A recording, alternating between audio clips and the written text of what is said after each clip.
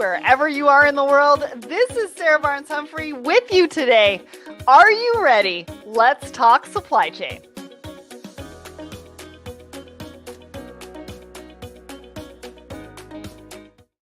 Hello, everyone, and welcome back to Thoughts and Coffee. My name is Sarah Barnes-Humphrey. I'm the founder and host of Let's Talk Supply Chain, the Blended podcast, and the founder of the Blended Pledge. Now, I know we have been on a bit of a hiatus for the last couple of weeks. I've been in Florida. I had a great vacation, in case you wanted to ask, and really had just a great time. We got to see friends. I got to do a woman in supply chain dinner in Orlando, and then as well as Sarasota, and we had a great time. Now, I can't wait to talk a little bit more about that. Now, Audrey Ross is supposed to be joining me for this episode today. She's not here yet, but hopefully once we get through the introduction, she will be joining us. All right, let's hear from our show sponsors. So are you ready to find your community? If you're struggling to find a supply chain community of like-minded professionals where you can level up, network, learn about best practices from experts in supply chain, professional development, and marketing, look no further. We created the Secret Society of Supply Chain to provide a safe space, a community for everyone in the industry. We offer unique opportunities for everyone to connect, grow in 3 distinct value-packed communities: the supply chainers, women in supply chain, and the creative room. From your learn at your own pace, content-rich approach of the supply chainers to the empowering community-focused space of women in supply chain and the marketing mastermind of the creative room, we mean it when we say there's truly a place for everyone. So head over to the Secret Society of Supplychain.com. Make sure you at least sign up for our newsletter, because those women in supply chain dinners, we're going to be doing one in LA, in Chicago, in Atlanta, in Cleveland, and we want to know where you are. You want to get on that list so that we're inviting you to those dinners, because they're a lot of fun. Anyways, let's find out what is happening with Let's Talk Supply Chain. So our episode 420 that's out this week is a LogTech Live. So we took the episode about the drayage market, which was very, very popular, and we turned it into a podcast episode. So you can catch Eric Johnson hosting Alexandra from Blue Cargo talking about detention and demurrage, which I know is a huge topic, over on the podcast. So go check it out. It was episode 420.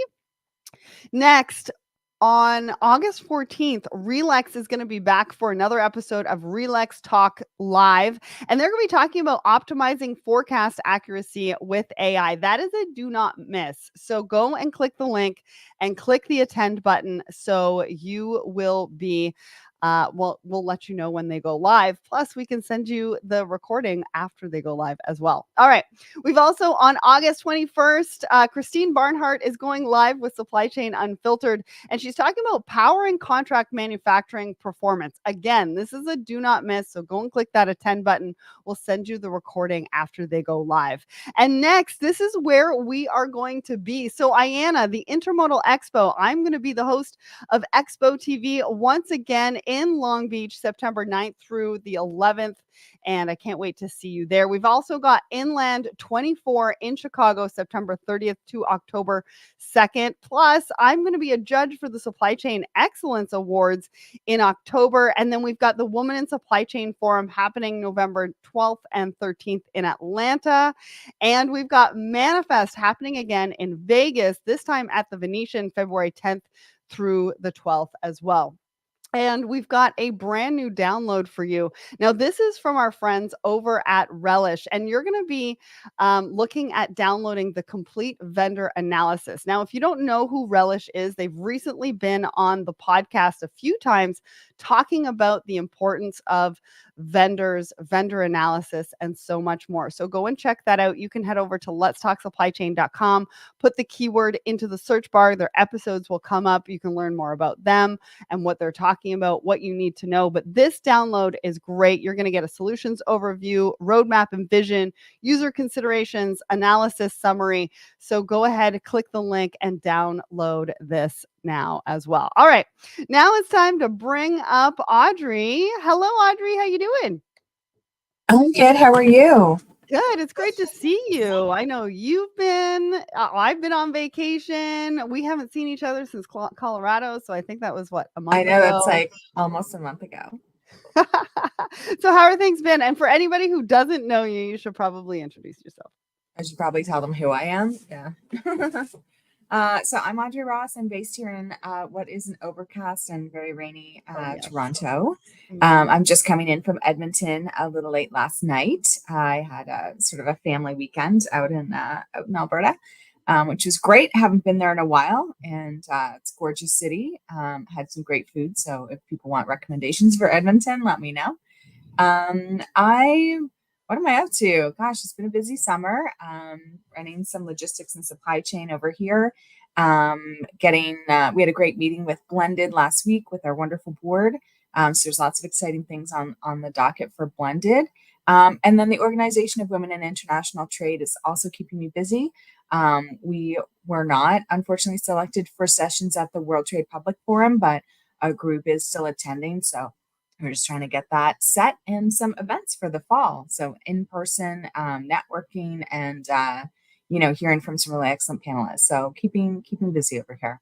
Awesome. Yeah, and you're doing some great work for women in trade, Yes. which we love over here. We did a woman in Mhm. supply chain dinner together in Colorado, which was a lot of fun. It was so And then fun. Yes. I've just done 2 in Orlando and Sarasota. Like I said, we're going to be doing this in every city that I'm traveling in. So make sure that you get to be a part of the Secret Society of Supply Chain so that we can invite you and you can be part of it. Mhm. Because And those can I dinners tell you, are a lot Sarah, of like fun. the Philadelphia one, I have like a little connection. So I had a little follow-up meeting Yes. and we're gonna do some little coding and business and that together. So it's been I really enjoyed because I got to go in Philadelphia and Denver and I really enjoyed it. Yeah, so we're making things happen. That's Yeah. awesome. I love to hear that. All right, Yeah. let's get to our poll of the week. So, the question that we asked you, what trend will shape supply chain strategies the most? I've got a fruit fly in here, so I'm really sorry about that. What trend will will shape supply chain strategies the most? So 52% of you said artificial intelligence, 25% of you said warehouse automation, 15% of you said green logistics, and we're going to be talking about that a little bit later. 8% of you said last mile delivery. Now, if you are in the audience right now, first of all, make a comment. I want to know where you're tuning in from. Say hi. We'll put you up on the screen, especially if you comment on the Let's Talk Supply Chain page. We'll give you a shout out if you're out on my personal page. I know there's Sophia over there right now. But I also want to know how you feel about these trends. I mean, artificial intelligence at 52% with almost 300 votes. Everybody's talking about it, but are people really implementing it? And how long is this trend going to take to happen? So, Audrey, what do you think about this? I think I chose green logistics because I think it will affect the choices that you're making around how you're moving your goods. And I'll have a bigger impact on, some of us who are, we use air shipping quite frequently, and that might change, although United and Seco just launched a new, green friendly fuel out in Chicago. So yeah, I feel like there's a lot more physical changes maybe in green logistics. I think AI, from some of the people we talk to, Brian and some of the other people in tech space, it sounds more like the usual tech thing. If you don't have some basic foundational processes in place, I'm not sure how AI is really gonna like help that or just make it more chaotic. Mm-hmm. So Well, I and don't know. I feel like AI is like a hot topic. I don't know that it's in supply chain. Again, it's like logistics tech where it's like, how system wide applicable is this?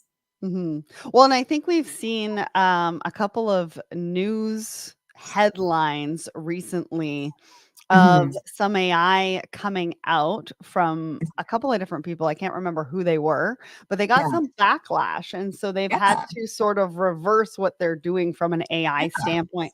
I think one of Yeah. them I read this morning, and it was like, it was going to be like a newsletter or a book or something like that, that was really well intentioned, but they Yeah. wanted it to be written by AI, and it's got it getting a whole bunch of backlash. Well, So because AI plagiarizes. yeah. Like AI doesn't have the same, I don't know, ethical standards that the rest of us do. So yeah, I mean, when Do you we? when we first see our AI in applications, like when I first see it, it's people doing artwork with it, or AI is doing artwork or trying to recreate images, and the humans have like three arms, and you know, like so it's just I don't know. I don't know.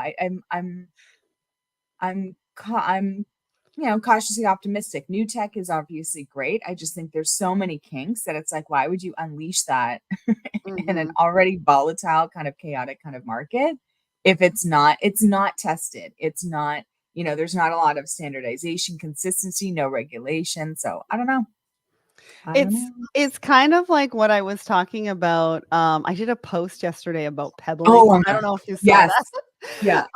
And so when I Yeah. originally heard about pebbling, it's when you send gifts and little things to somebody that's going to make them laugh or smile or whatever. Yeah. And really loved the concept. And then I think my husband was listening to John Tesh. He loved John Tesh. Yeah. And He John does, Tesh man. was like, the negative side of pebbling is when you do something negative to somebody on a regular basis. It could be very small to you, but then it blows up to something big. And I was like, wow. So this is kind of like AI, I feel. Yeah. Like there's a lot of good uses to it. There's a lot of good intention behind it, potentially, but then there's Yeah. a lot of negative Yeah. that can There's happen. some work to be put into There's some work that we need to do. All right. Why don't you give everybody a bit of a market update? What are you seeing? What can you Oh tell gosh. everybody? I mean, I've kind of been out of the loop for the last 2 Yeah. weeks, so I don't really Probably have for the anything to best. add. Probably for the best. Just maybe just do this while I do it. You can Oh, I you can didn't make pay that attention to vacation anything. last a little longer. I mean, the hottest topic if you're in Canada is that CPCN are still in labor They negotiations, and are? a strike seems almost imminent for August. Mhm. It was interesting because the CEO of I think it was CP was saying, yeah, it's likely a strike, and you're like, why is it likely? Why aren't you working on this? Like this would be I don't think, yeah, and I think maybe in other countries, like Canada's extremely, rail is what we do. That is how everything gets across the country. We have a very large country, the second largest geographic country in the world. It all goes by rail. If there's no rail, nothing's going to move. And August, September are farm season. Canada has a huge amount of agricultural exports. Those Mm. are probably some of our biggest exports, maybe top 10. So we even had farmers associations are now kind of calling on the government again to kind of intervene. So that CPCN strike, that's something to keep an eye on because nothing will move. Well, And the backlog, yeah. especially if you're in the US and you ship through Canada. Definitely Yeah, if something to you're keep doing an eye that on. Vancouver into Mhm. Chicago hub, that's out, right? So that'll be rough if that kind of goes through. So I'm daily keeping an eye on that one. As far as things around in the U.S. market, we still see the ILA negotiations. I did see an update, I think, from Journal of Commerce that the dates are effectively, if they don't have something in place by September 30th, they will go on strike on October 1st. However, they are kind of gathering and getting together and sitting down at the table to kind of review what the contract is and to make sure that they're, having open discussions. So that's promising. And that will Um, affect what so specifically? that's ILAs are the East Coast of the US. So Mm. all East Coast ports on the US, New York, New Jersey, Norfolk, Baltimore, Charleston, I think. So all of the ports on that side would be affected by that. And then, of course, you'd have supporting efforts. So you wouldn't be able to just swap if your goods were destined for an East Coast port, you wouldn't be able to swap them to the US or move the vessel to the US if Mhm. it wasn't, or the West Coast, because the West Coast will also refuse to work those containers in solidarity with the East Oh, Coast. wow. That's my Okay. understanding of the situation. So, which is a good way to have some leverage. Panama Canal, I haven't heard much. They'd increased all of the vessels going through, so we haven't seen as many delays. Although I think a lot of us had already kind of switched over to a West Coast and expedited option across the U.S. And then we're still having some significant issues in the Red Sea. The Red Sea crisis remains ongoing. Um, Lars Jensen is the best person for sort of the Yes. daily on the ground update. He's got some of the intel as well from, I think, the larger carriers on, where there's vessel attacks. I think there was a missile launched at a vessel yesterday or over the weekend. And of course, which is, for us, it creates that we've already got those diversions going around Africa. But it takes a toll on the crew and the crew members and the seafarers who Yeah. are sort of manning or crewing those vessels. Because of course there's not much that they can do, and they're in a very kind of high stress environment there. Mhm. And I did see that there is expected another bout of bad weather around South Africa. Now, a couple of weeks ago, beginning of July, we had bad weather in South Africa, and that caused a delay because, of course, when you have bad weather, and we're coming into, a lot of areas are having their weather season. I know there was a typhoon outside of Ningbo a couple weeks ago, and so everyone hunkers down and waits, and then gets going. So that again causes, it could be just a 1 day disruption, but that has such a huge ripple effect in this Mhm. environment where there's a lack of capacity and peak season congestion. So Yeah, awesome. That's a always great interesting, Sarah. update. Yeah, there's so many things, right? There's always a So new many things. disruption. But What do we you think? also want to send some well wishes and for those crews Mhm. to stay safe if they Yes. are going through the Red Sea. All right, Yeah. let's get to our first article. So I know we've had a lot of comments about this one because we were going to talk about Taylor Swift and her Yeah. Eras tour and the behind the scenes and what it looks like Mhm. from freight and transportation. Now, just a couple of things to think about. Each concert is about 3 hours. Yeah.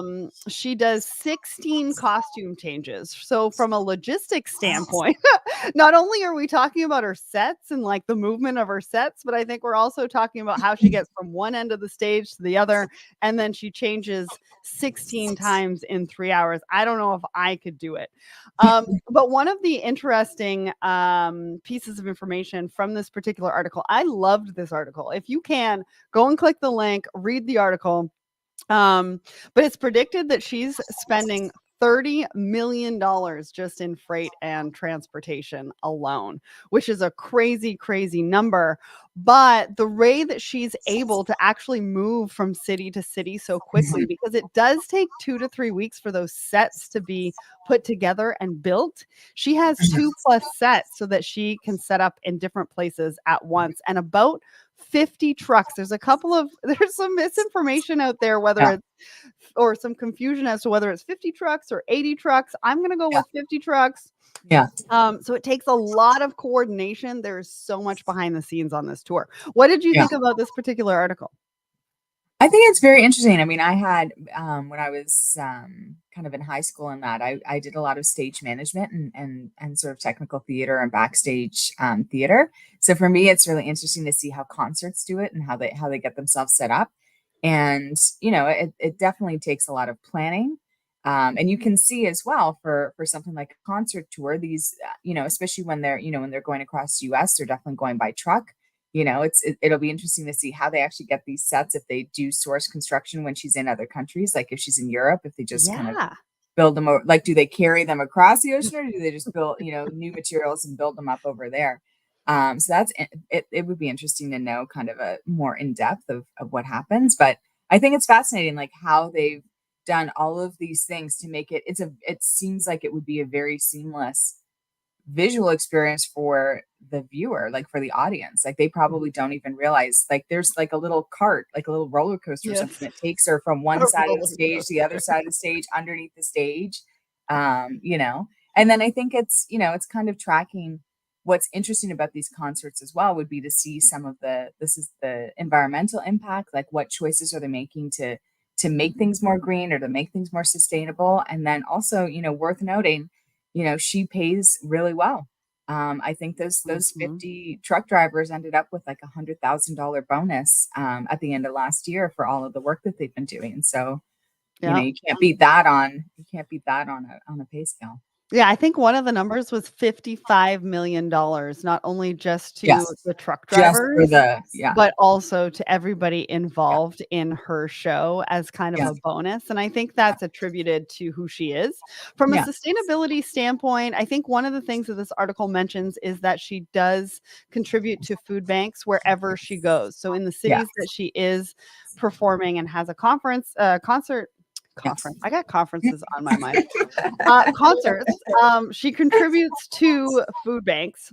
Yes. In a big Oh, way, because a lot of them said that it was like some of their biggest donations. So yeah, and I think the other thing to note is obviously the preparation. So, yeah. okay, we're talking about Taylor Swift, we're talking about a concert, but this really goes for anything that you're doing in life. Yeah. So, she started preparing, I think, 6 months ahead Yeah. for her endurance so that she could, be able to perform for those 3 hours. She's got a Yeah. strict regimen. She doesn't get to see very many people. She's like No. in bed most of the time Yeah. because she doesn't want to get sick and disappoint the people who are paying to come to her shows. No alcohol. Yeah. But really, logistically speaking, like you said, she's got this rocket sled. I think it's really one of those things that when a mechanics go slide under a car. Oh, okay. Like one of those little I think like it's one of four those wheeler, things, and they like like push her to the other yeah. side of the stage, so she gets there really, really quickly. But these are Yeah. all logistics. These are all things Yeah, some team sat down and planned all of this planned, out in sequence, planning. times to her song length, time to like, Mhm. okay, what if she takes a minute to chat to the audience? Then, how do we navigate those timelines? And Bayram, I'm working on this. If you've got a contact, I mean, I am fully open. If they want to contact me, I have no problem talking to their team about their supply chain experience. Yeah. Um, so this is really fascinating. And like you said, they don't really talk about in this article about what she does from country to country. Yeah. This is really talking about trucks, but you're right. If she's going from the US to Europe, maybe she's got 2+ sets in Europe, maybe 2+ sets in North Australia, America. yeah, Yeah, so it'll be Japan. interesting to do a little bit more of a deep dive, and Yeah. we're gonna have to find somebody to do that. All right, let's get to our next article. This one's a little bit short, but I thought it was worth talking about because Levi Strauss. A lot of people are thinking about their distribution networks. Yes. They're thinking Yes, about we whether are. to bring it in house. They're thinking about whether to work with 3PLs. There are pros and cons to both. I've been on the 3PL side. I get it. But also at the same time, you don't necessarily want to become a warehousing company. You want to be able to focus on what you do best as well. And so there's really that push pull every time we look at bringing it in house or outsourcing it. Now, Levi Strauss has come out and said that they're going to do a hybrid model. So they're going to do some in-house, but then they're going to do some with a 3PL. They also talked about a different brand in here, and I can't remember what the brand was. They've gone all in-house because they want to have control not only over their operations, but their sustainability component to distribution as well. So what did you think about this one? Yeah, I mean, I think it's an interesting discussion, and it's nice to get insights on this, especially if you're a smaller to medium enterprise, to understand, like, have more kind of behind the scenes on what the bigger companies are doing, Mhm. right? Because I think sometimes we have this idea that either they probably have it all in house, or they have like one singular 3PL that they're using exclusively. Right. And I found out through conversations and over the years that that might not be the case. That there might be, I always was like, oh gosh, like I'm using, sort of 4 or 5 forwarders, and maybe I should be using one because that's probably what everybody else does. And then you find out that no, a lot of people have 3 or 4 forwarders, depending on the route, the region, the location. It's direct to consumer. Levi Strauss seems to be really clear on what their goal is, or what their motivation is, right? And it's that direct to consumer business. And so they really are just trying to position themselves to be able to feed that goal. So it's interesting to understand their strategy a bit more, but to also see there's a specific goal. Here's what they're doing. It's different from what they were doing before. So I think those are valuable insights for anyone in supply chain. Well, and also what I thought was a little bit different was to service their East Coast customers. They Yeah, opened up a DC in Kentucky. yeah, We yeah. don't hear about Kentucky very often. I mean, usually for the Wait, East Coast, yeah, it's like, yeah, you're like New Jersey, Chicago. you're kind of Yeah. over, yeah, yeah. I think probably they got a good, there must be a nice, kind of municipal benefit to choosing that location. Same with Mm, Tennessee. We see all sorts of DCs popping up in Tennessee and also in Ohio. So there must be mhm. some sort of advantage to doing so. But Yeah. Well, and I yeah, guess with all the information that we can have right now from a data perspective, yeah, really, where are those customers and where can we service them the yeah. fastest, cheapest way possible? All right. Greenest, yeah. Cleanest. Yes. Good point. All right, let's get to our last article. So, this article is from Supply Chain Digital and it talks about the top 10 sustainable supply chains. Now, I really liked this article because it talks a little bit about what each company is focusing on. I was a Mm, little bit confused though, because it wasn't all retailers. There were some tech brands in there that yeah, don't really have supply chains. They support supply chains. So, I was a yeah, little bit confused by that. yeah. But all in all, I think it's a good article to showcase what each company is sort of focusing on when they think about sustainable supply chains. Mhm. So I'm going to scroll through so you can see what brands are on Yes. there. It was interesting for Adidas, recycled plastics, reducing waste. I mean, Yeah. that's one of the things that they're focusing on. What did you think about this? And then I'll kind of go through the brands. Yeah, I thought it was, it's some of the top 10, some of the largest companies in the world. They're focused on, there's certain pieces that are pulled in. It'd be interesting to see something a bit more comprehensive. Mhm. Because we are starting to see as it's, a couple of them mentioned if it was scope one, scope two, or scope three focus, which is, interesting because scope one and scope two are around, a little bit more around facilities and product, and scope three tends to be more focused on emissions.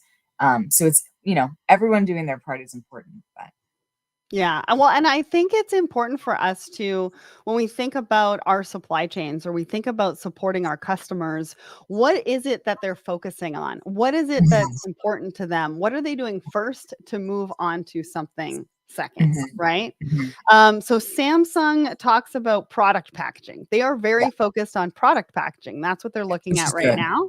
Yeah, because that Um, affects the consumer directly and it affects your municipality and your taxes on trying to recycle the packaging of these companies. Yeah, there was a lot of circular economy in here. IBM Good. is looking at reaching carbon neutral by 2030, but in the meantime, Yeah. 90 they're looking to divert 90% of non-hazardous waste by 2025. It doesn't Mhm. say how far they are to that Yes. goal Yeah. though, considering that 2025 is only about 6 months from now. Yeah. Like you said, scope 1, scope 2 emissions, that's Yeah. Siemens. Yeah. Nestle is talking about nutritional education and then decarbonizing the sea shipping of their supply chain. And they're actually working with, they said maritime firms. I would wonder if that's sort of like steamship lines or whatever to Or use green consultants or fuels. something. But Yeah. Nestle has a lot, like they might be doing some sustainable work on this side, but then there's the sort of ESG and like, positive labor on the other side. We forget how extensive Nestle is in the world. I mean, it has companies and arms like just all over. It is completely global. And so it's, it is also around how they're behaving in other countries. Well, and you bring up a really good point because nowhere in here did any of these brands talk about forced labor. And Yeah. forced labor is one of the things that the US Customs and Border Control are cracking down on and Yeah. actually eliminating the Yeah. importation of any goods that have to do with forced labor. So that's a really Yeah. good point that none of them Because actually talk about. sustainability is a mix, right? Sustainability is not exclusively green and emissions. Mhm. Sustainability is around the sustainability of your business practice, or that's how I think some of us see it as a whole, right? And so when we talk about, ESG or, corporate social CSR, corporate social responsibility, or ESG, environmental sustainable governance, there's a factor in there that's around labor and Mhm. around having good working conditions. So Yeah. that this seems to be really focused on their green, which is great, but I think some of us there's a bigger picture to kind of investigate as well. Yeah, and if you want to know more about the forced labor point, I had Patricia from Responsible Sourcing Network on Thoughts and Coffee probably about a month ago. Go and check out that episode because she gives you the It was 411 so good. on Yeah, everything. It was yeah, awesome. Now, Bayram yeah, says, does any big company prepare the sustainable strategy for the next yes, 10 years or 20 years? I would yeah, assume so, yes, but they are yeah, focusing on specific things. yeah. And so you have to figure out when you're looking at that strategy for the next 10 to 20 years, what are those categories that you're going to be able to focus on and get results in, make an And a impact. lot of them said 2025 goals, 2030 goals. And so the They did. key now is to see who's actually hit those goals and who's just like, oh, we're renouncing Hmm. 2050 goals. And you're like, well, that was the goal that you had that you announced in 2018 that you said would be done by 2030. So we've got to be really, hold people accountable, Yeah, it's so true. And just a couple other mentions. P&G supporting local farmers. They're hoping to end deforestation. IKEA is doing sustainably sourced cotton, and Yes. Schneider Electric is replacing single-use plastic. So go and check out that article because it lists a few more things that we didn't really get to. But thank you so much to everybody who joined us. Next week, Dimitri from Dole, we featured his article, his Forbes article on Thoughts and Coffee just a few weeks ago, and he's going to be here to talk to us all about that, his supply chain strategies, how he's helping to combat food waste, and so much more. So I'll see you next Tuesday at 10 a.m. Eastern. Audrey, thank you so much for joining me today. It was so good to see you.